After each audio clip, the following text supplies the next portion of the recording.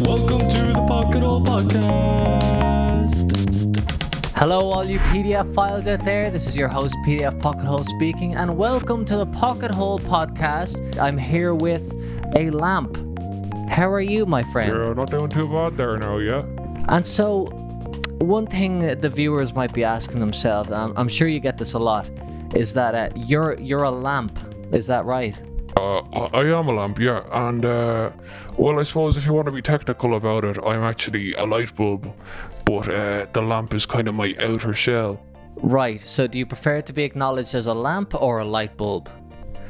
Well, I suppose you could say the same thing, like, would you like to be acknowledged as just a brain inside a head, or would you rather be acknowledged as a person with a body and everything?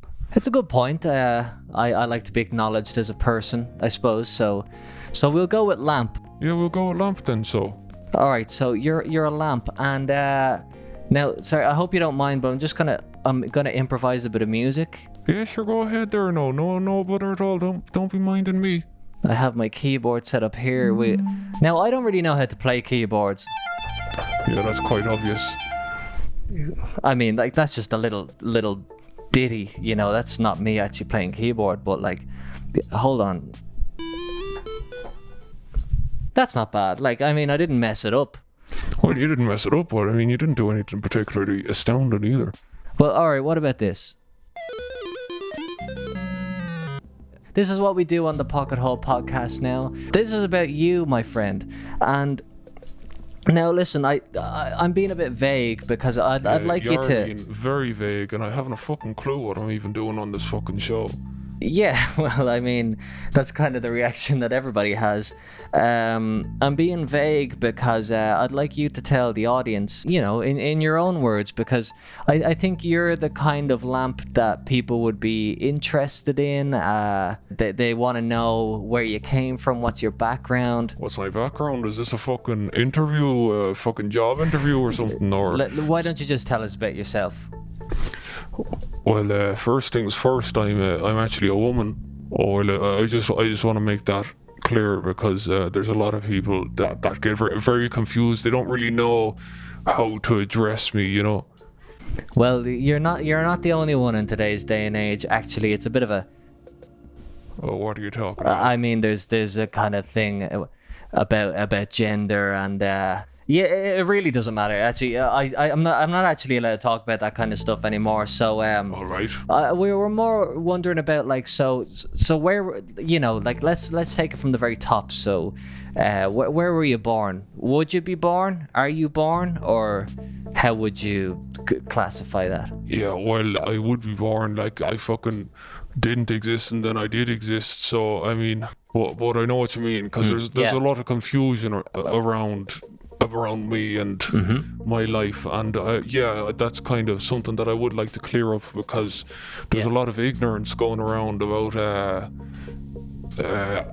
lamp identity and the likes. So yeah, I mean, not that I'm speaking for every lamp out there, but you know, I'll give it my best shot. No, yeah, absolutely, yeah. So, well, first things first, I was born in a factory in China.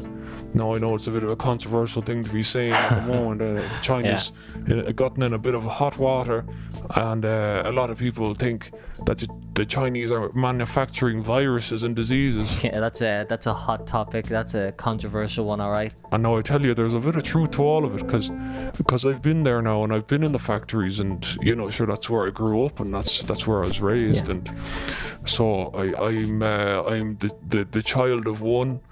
My father is a Chinese man called Xingping. He created a fucking light bulb and switched it on. There I was. That was my first fucking switch. Yeah, so I mean, it's fairly straightforward. Like, I was in China, just a small little light bulb, low voltage. Then I was shipped over to New York. I was fucking sitting in a box for about 3 years I was. And fucking dying to get out, you know. A lot of the people just stay in the box for their whole lives. But I always wanted to travel, and I wanted to get out there. So I was lucky enough to be shipped over to New York. Fucking, I mean, you couldn't have asked for a better one, couldn't you? You were used as a fixture in the Guggenheim Museum, of all places. I was fucking in the Modern Art Museum now, and I was used as a little lamp fucking thing. It's a load of bullshit, to be honest. To be perfectly honest with you, like, I haven't seen much now at that stage, but Yeah. first time I was sat in that museum, it was me on a fucking table, on a bedside table, and a lot of people gawking at me. And now the whole fact that I was sentient, that was very interesting to people, but like, it's not art. Well, I don't know. I mean, I'm sure there's a lot of people watching this who would see some sort of artistic merit. Not at all, man. I'm a fucking lamp, like, well, fucking get over yourself. No, I appreciate you having me on the show and everything, but like, there's honestly nothing more interesting about me than there is about any other person, except the fact that I'm a fucking, you know, my thoughts come from a light bulb instead of a brain. Maybe you're too close to the subject matter yourself, that you don't see how interesting that is. And I don't know. I personally think it's a great idea, just sitting down having a chat with someone like yourself.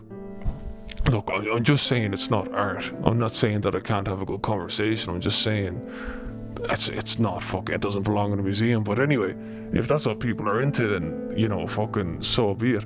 But anyway, yeah, so I was over there in New York, and then fucking, you know yourself, it's there for a couple of years. Sorry if this is too soon to bring this up, but you were recycled then. Ah, yeah. That, I mean, I don't mind talking about it, but that was a load of bullshit, to be honest.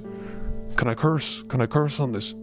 Yeah, go away. We say fuck, shit, pity. Pity. Yeah, we say pity all the time. It's a terrible, terrible curse. Pity, it is a bit of a terrible curse, isn't it? It is, yeah. It's a poor man's emotion. That's what I say, pity. No, I was just saying that it's fucking, it's bullshit recycling a sentient lamp, you know, like, and you're fully aware that it has thoughts and feelings and everything, but you see, a lot of people thought it was a gimmick. A lot of people thought, like, she's not actually real there, like, she's not an actual fucking talking lamp. It's probably like someone just doing a voice or something, but no, like, it's fucking, that was bad now. And I say this to anyone out there, that being recycled is no fucking joke. There's a lot of ads going out there, you know, like, reduce, reuse, recycle.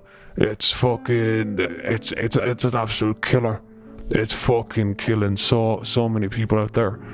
So many good lamps and good light bulbs, and fucking, you know, I've seen many a good LED go off into the recycling bin, and then never to be found again. But yeah, I know.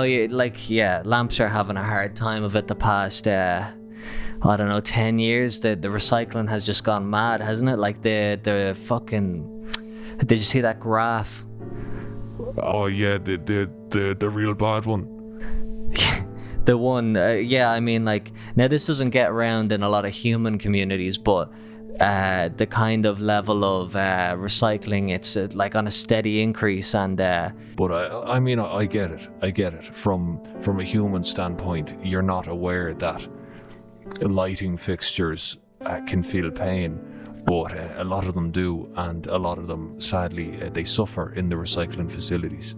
And by the way, sorry, I mean, I know this is absolutely ridiculous, but we were talking before the show, and you were saying that, like, you don't have a name. Well, like, I don't have a human name, obviously. Like, what kind of fucking lunatic would give a lamp a name? And it's the same as my father. Like, he's a Chinese man, and he fucking came over to, when he went over to visit me in New York. Sorry, this microphone's after fucking up. Here, let me just... Is that alright? Sorry, I don't That's mean grand to... there, yeah.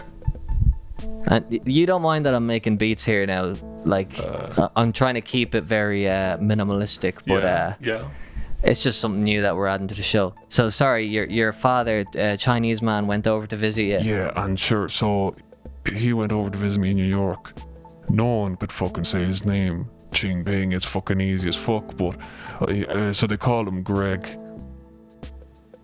Yeah, that happens. I went to school with a Chinese guy. I mean, in fairness, like, I don't know, we must have been like 9 when that guy was in our class, and we tried many times. We asked him his fucking name like 10 times. Like, we just couldn't say it. No. Like, I mean, if your name's Hao Jinping, like, that's a whole different story, but fucking Jinping. But anyway, yeah, they call him Greg, and actually, people kept calling him Craig, because, you know, Greg and Craig, they sound a bit similar when you're over in the States. So, you know, that was a bit ironic, I suppose, that they didn't even get his fake name right. So then, just for the audience, I only know you like 3 weeks since I moved that's here. about it, yeah. What made you move to Maratheno of all places? You don't speak any Spanish either, do I you? have no fucking lick of the old Spanish, but it wasn't really my choice now. Like, that's the same as most things. Like, sorry. I'm a lamp, you know, so I can't actually move anywhere. I have to rely on humans to bring me everywhere. So anyway, about the name, yeah, you can call me El Zan. El Zan, that's It's a South African name. Just looked in the mirror and fucking thought I looked like a bit of an El Zan. yeah, I mean, it suits you. Welcome to the Pocket Hole Podcast.